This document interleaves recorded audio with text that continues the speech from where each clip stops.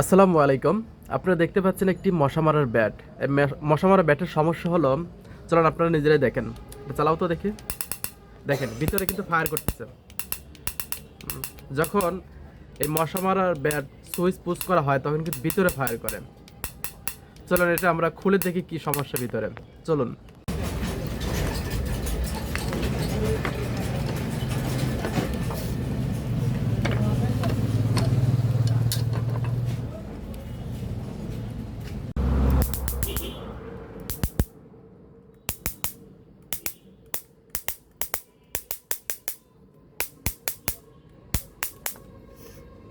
এই যে এখানে দেখতে পাচ্ছেন দুইটা রেজিস্টার।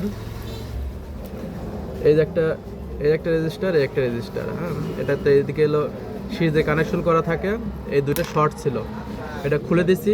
খুলে দেওয়ার পরে ওকে হয়ে গেছে। আমরা সেম মানে রেজিস্টার আবার লাগায় ওকে করে দেখাচ্ছি আপনাদের।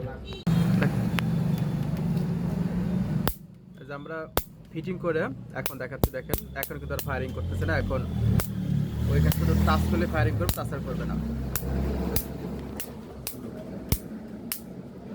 আশা করি বিষয়টা বুঝতে পারছেন। এই যে এই রেজিস্টারের সমস্যা হয়ে গেছিলো, 22 ohms রেজিস্টার, এগুলো পাল্টাই দিচ্ছি, হয়ে গেছে ইনশাল্লাহ।